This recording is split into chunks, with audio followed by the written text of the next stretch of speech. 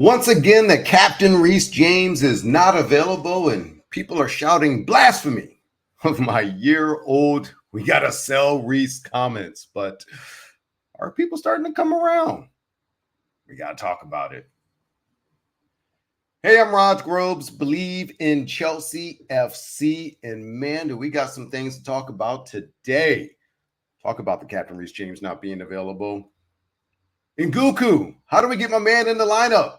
Talking about him all season long, and he's healthy, and damn it, he can't find a spot. We gotta get into that. How do we get him in? We got a game, of course, coming up on Saturday against the Hammers, and a little bit of word on the streets. We'll talk about all that and more, but first I gotta bring a man to the stage, longtime soccer homie, one of my best friends in the industry, and you know who it is. You know who I'm talking about, Brian Narvaez. That's right. You got it. You got it. See, crunch time. I'll get it right.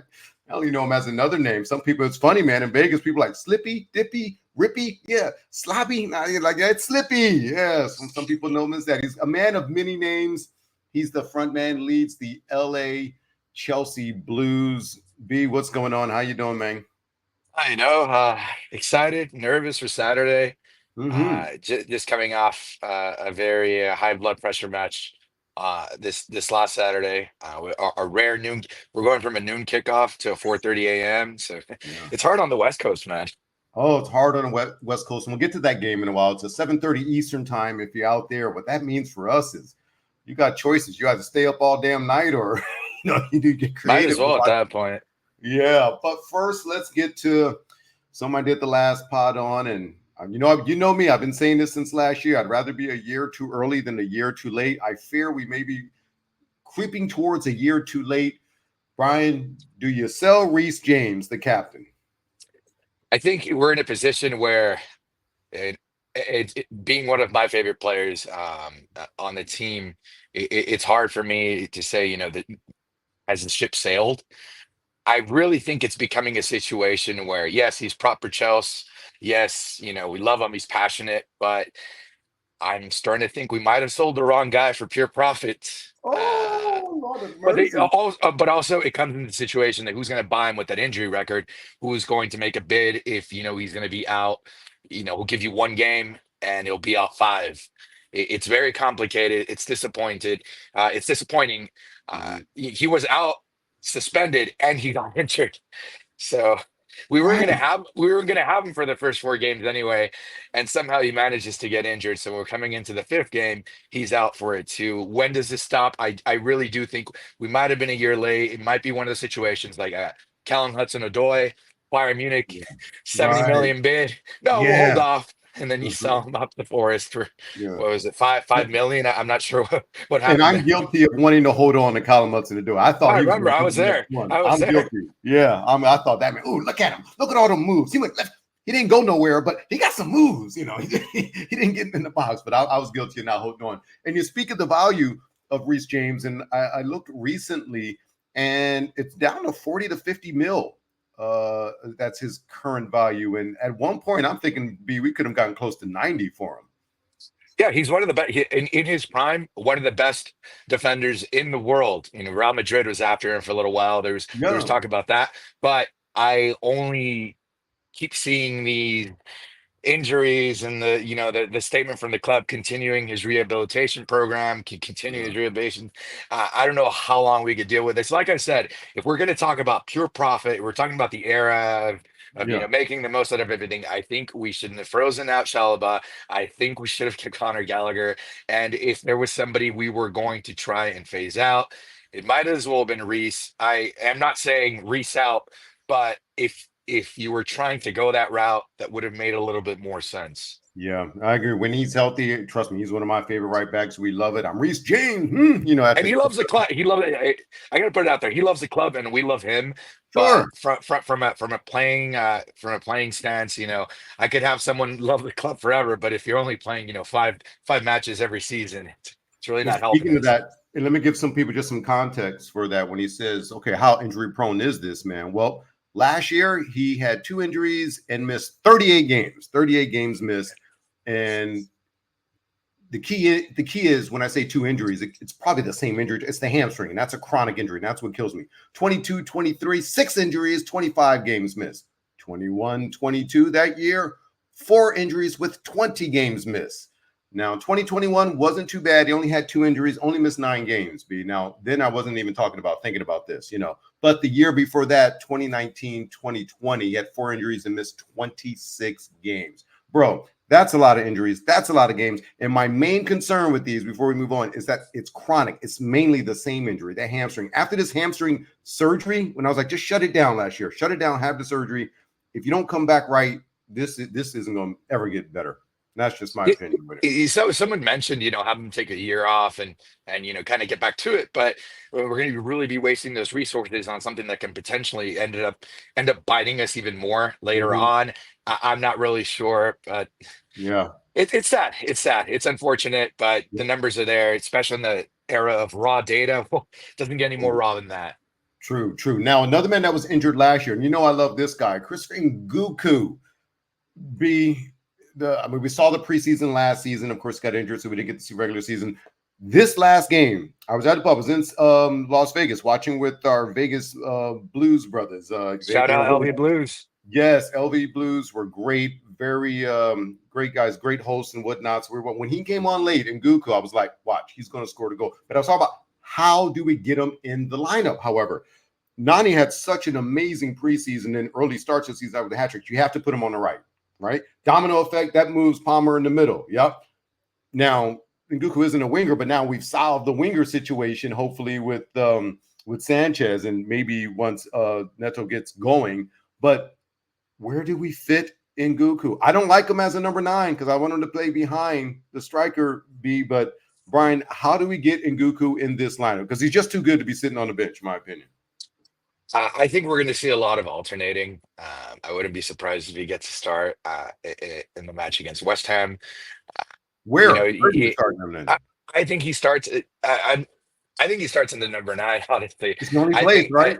I think we're going to see hopefully, if I'm thinking the right things, we're going to see maybe a different lineup up top.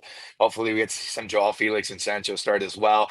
I think people are starting to catch on to Cole Palmer. They're starting to lock him down. Madueke will give you one good game and 2 ghost games. Yeah. So I think Enzo sees that in the training. He sees the performances. He reviews the tape.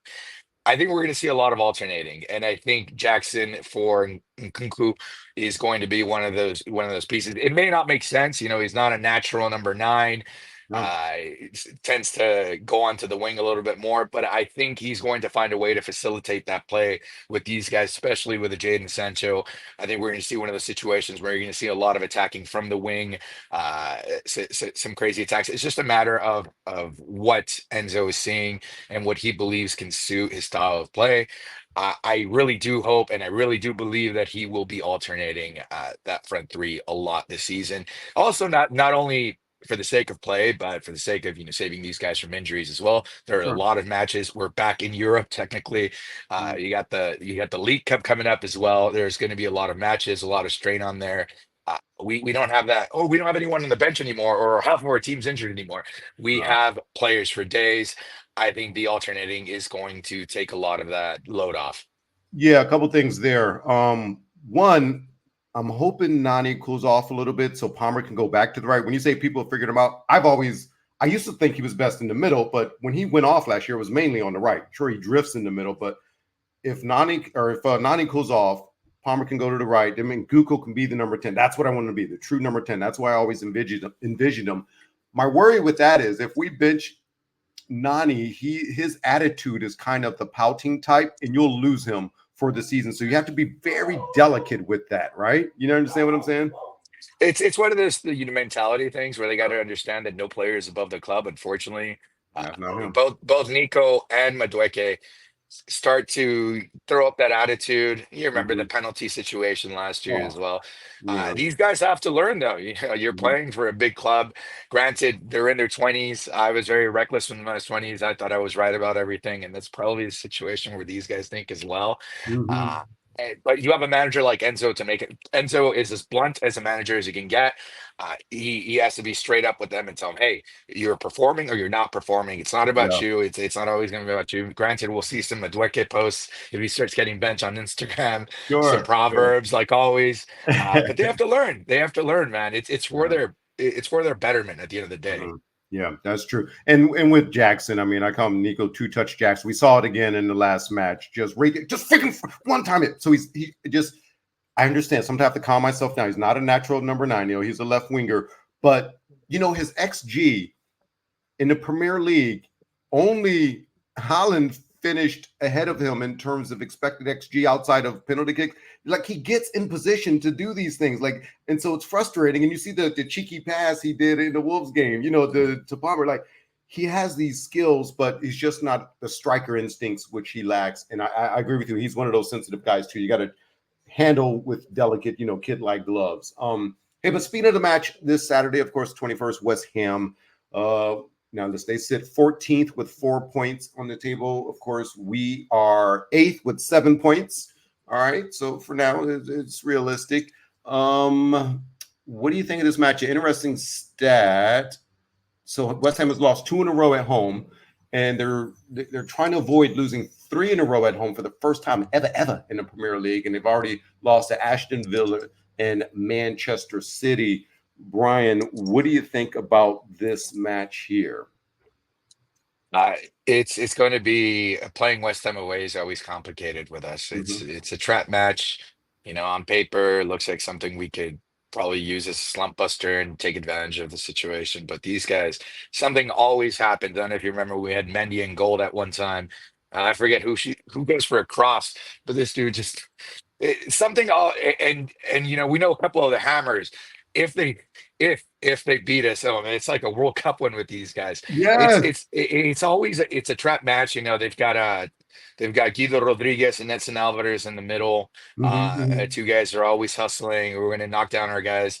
Uh, they got Emerson, good old Emerson that was with us for a while back. I remember him. I didn't know Zuma got shipped off.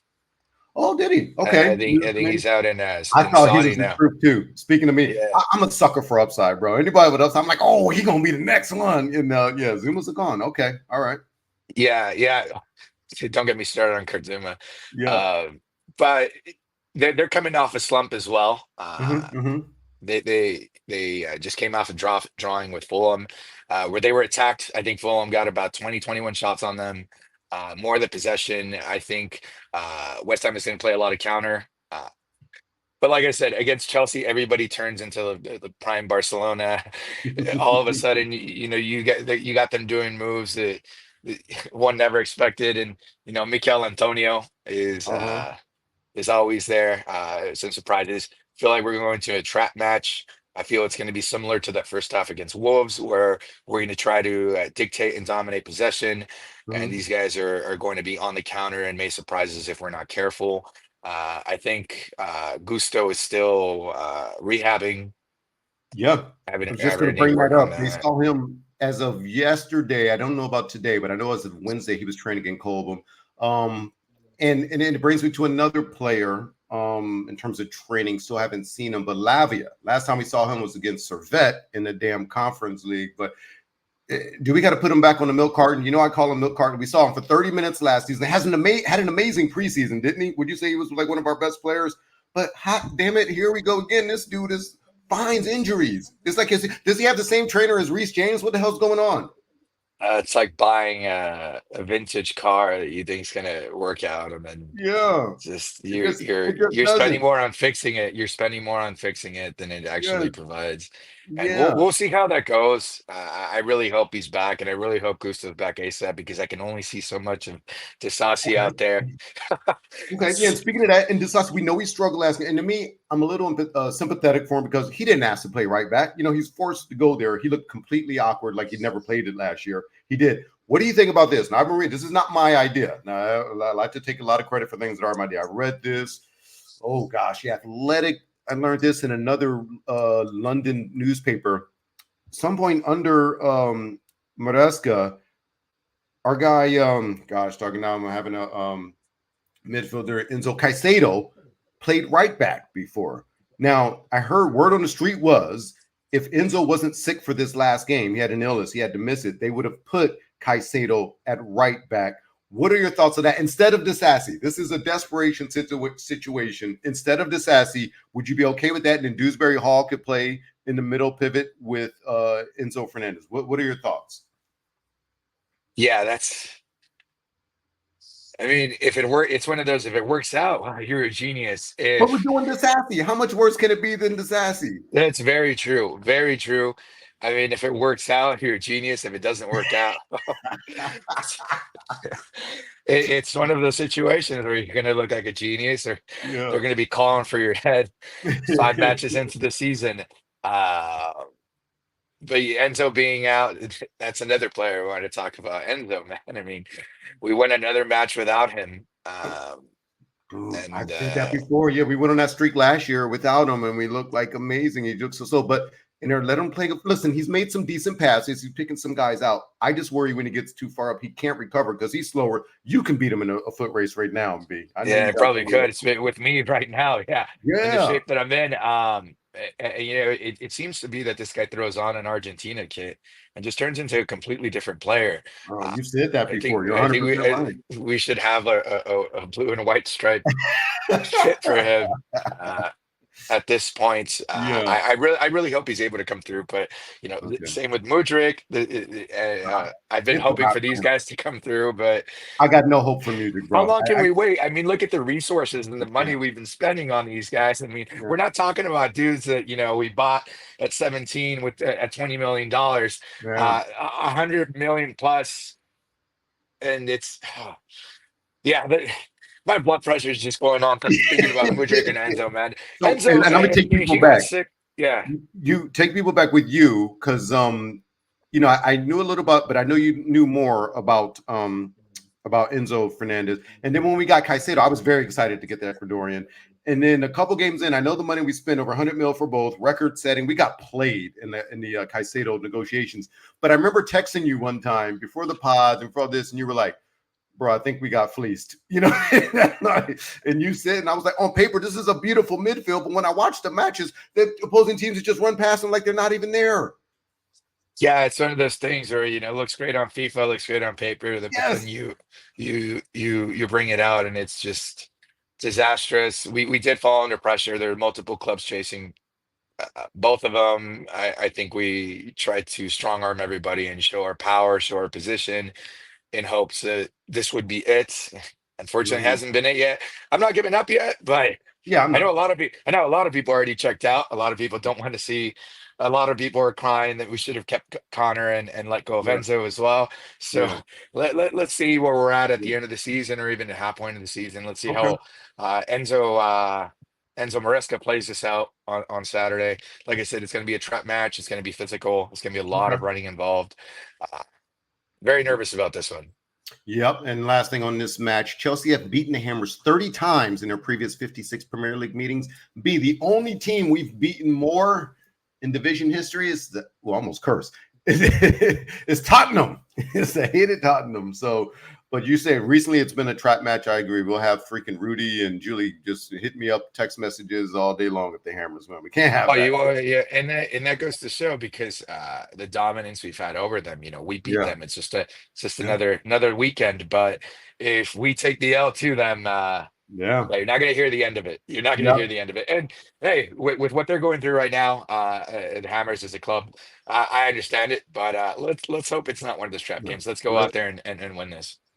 And like last year, these are one of those games we got to get to 3 points if we want to get top four. Indeed. Hey, B, last pod I did, I don't know if you heard my top five. So I did my top five favorite Chelsea players of all time.